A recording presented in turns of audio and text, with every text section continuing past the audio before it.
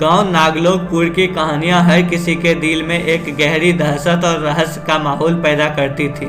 यह गांव सदियों पुराना था और इसके चारों ओर घना जंगल फैला हुआ था, जिसे लोग नागवन के नाम से जानते थे। इस जंगल के बीचों बीच स्थित नाग मंदिर था। यह मंदिर प्राचीन मूर्तियों, खंडरों और रहस्यमयी चिन्हों से भरा हुआ था। गांव वाले इसे श्रापित मानते थे और दिन के उजाले में भी वहां जाने की हिम्मत नहीं करते थे। हर नई पीढ़ी को बताया जाता था कि मंदिर में वास करने वाली नागिन से दूर रहना ही समझदारी है। गांव वालों की माने तो यह मंदिर नागराज और उसकी पत्नी सुमित्रा के प्रेम की एक अमर कथा का प्रतीक था। कहा जाता था कि नागराज और सुमित्रा का प्रेम इतना गहरा था कि उन्होंने अपनी सारी संपत्ति और खजाना इस मंदिर में छुपा दिया था। लेकिन उसकी खुशी ज्यादा दिनों तक नहीं टिक सकी। लालच और सत्ता की भूख ने इस प्रेम को खत्म कर दिया। गांव के जमींदार ने नागराज को मार डाला और खजाने पर कब्जा करने की कोशिश की। लेकिन सुमित्रा, जो असल में एक दिव्य नागिन थी, सुमित्रा ने अपनी शक्ति का प्रयोग कर जमींदार को खत्म कर दिया। उसके बाद उसने मंदिर और खजाने की रक्षा के लिए अपने नागिन रूप को धारण कर लिया। सुमित्रा ने मंदिर को श्रापित कर दिया। उसने कहा कि जो भी इस खजाने को छूने की कोशिश करेगा उसे उसके प्रकोप का सामना करना पड़ेगा। समय बीतने के साथ यह कहानी गांव के हर व्यक्ति के जीवन का हिस्सा बन गई। लेकिन नाग मंदिर और रहस्य का श्राप अब भी गांव वालों के लिए अनसुलझा था। गांव में रेशमी नाम की एक नवविवाहित लड़की आई। रेशमी पढ़ी लिखी और नई सोच की लड़की थी। उसने बचपन से ही कहानियों और रहस्यों के बारे में सुन रखा था और हमेशा ऐसे रहस्यों को सुलझाने में दिलचस्पी रखती थी। नाग मंदिर की कहानियां सुनकर रेशमी का मन जिज्ञासा से भर गया। उसने ठान लिया कि वो इस रहस्य को सुलझाकर रहेगी। एक दिन रेशमी अपनी सहेलियों सीमा और पूजा के साथ जंगल की ओर गई।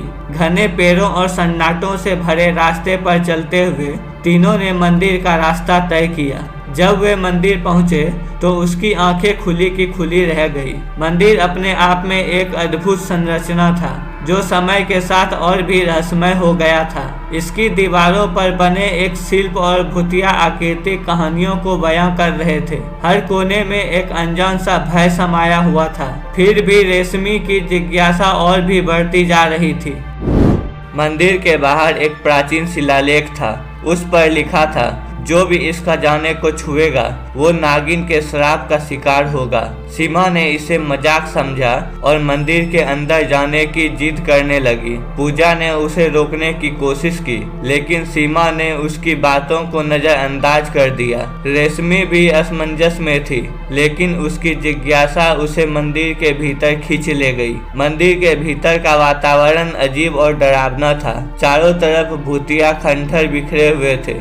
हर कोने से ऐसा लगता था जैसे कोई उन्हें देख रहा हो। जैसे ही वे अंदर पहुंचे, ठंडी हवा का झोंका आया, जिसने उसके रोंगटे खड़े कर दिए। सीमा ने खजाने की तलाश शुरू कर दी। तभी अचानक एक जोरदार आवाज गूंजी और सांपों की फुफकार चारों ओर से सुनाई देने लगी। ऐसा प्रतीत हुआ जैसे पूरा जंगल जाग उठा हो।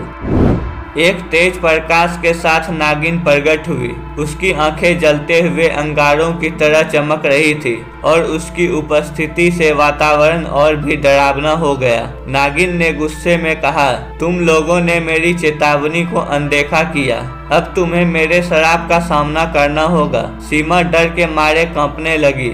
रेशमी और पूजा भी सहम गई। नागिन ने सीमा की ओर देखा और कहा, तुम्हारे लालच ने तुम्हें यहाँ तक लाया है। अब तुम्हें इसका दंड भुगतना पड़ेगा। सीमा ने माफी मांगी, लेकिन नागिन का क्रोध कम नहीं हुआ। उसकी फुफकार से हवा कांपने लगी। रेशमी ने हिम्मत दिखाते हुए नागिन से कहा, कृपया हमें माफ कर दें। हम यहाँ किसी बुरे इरादे से नहीं आए। उसकी विनती में सच्चाई और साहस झलक रहा था। नागिन ने कुछ पल चुप रहकर रेशमी की ओर देखा। फिर उसने अपनी कहानी सुनानी शुरू की। उसने बताया कि वह सुमित्रा है, जो अपने पति नागराज की मृत्यु के बाद इस मंदिर की रक्षक बन गई। उसने कहा कि उसका उद्देश्य खजाने की रक्षा करना नहीं बल्कि अपने पति की आत्मा को शांति देना है। सुमित्रा की दर्द भरी आवाज ने रेशमी और उसकी सहेलियों को गहराई से छू लिया। रेशमी ने नागिन की दर्द भरी कहानी सुनी और उसे वचन दिया कि वह उसकी मदद करेगी। उसने नागिन से पूछा कि शराब को खत्म करने का उपाय क्या है। नागिन ने बताया कि एक विशेष अनुष्ठान के जरिए उसकी आत्मा को मुक्ति मिल सकती है, लेकिन यह अनुष्ठान आसान नहीं था, जो केवल एक सच्चे दिल वाला व्यक्ति ही कर पा सकता था। रेशमी ने नागिन की मदद करने का निर्णय लिया। उसने गांव के बुजुर्गों से अनुरोध किया। उन्होंने बताया कि इस अनुष्ठान के लिए साहस, सच्चाई और संपूर्ण की आवश्यकता होगी। रेशमी ने अपनी सहेलियों के साथ अनुष्ठान की तैयारी शुरू कर दी। मंदिर के चारों ओर दीप जलाए गए और विशेष मंत्रों का उच्चारण किया गया। अनुष्ठान की हर विधि में रेशमी की सच्चाई और संपूर्ण झलक रहा था। रेशमी को कई कठिन परीक्षाओं का सामना करना पड़ा। उसे सांपों के बीच खड़े होकर मंत्रों का उच्चारण करना पड़ा। हर बार जब वह डरने लगती, नागिन की कहानी और उसका दर्द उसे हिम्मत देता। धीरे धीरे उसने सभी परीक्षाओं को पार कर ली। हर परीक्षा उसके साहस और निष्ठा की गवाही देती थी। जंगल में गूंजती मंत्रों की आवाज और नागिन का छाया दोनों ही इस अनुष्ठान को और रहस्यमयी बना रहे थे। आखिरकार नागिन की आत्मा को शांति मिली। उसने रेशमी को आशीर्वाद दिया और कहा, तुम्हारी सच्चाई और हिम्मत ने मुझे मुक्ति दिलाई है। अब यह मंदिर शराब मुक्त हो गया है। रेशमी के चेहरे पर थकान के साथ साथ संतोष का भाव था। गांव वाले ने जब ये सुना तो वे मंदिर की ओर दौड़े और देखा कि वहां का वातावरण पूरी तरह से बदल गया था। मंदिर के चारों ओर की हवा अब हल्की और सुखद लग रही थी। हर कोना अब भय का नहीं बल्कि पवित्रता का प्रतीक बन गया था।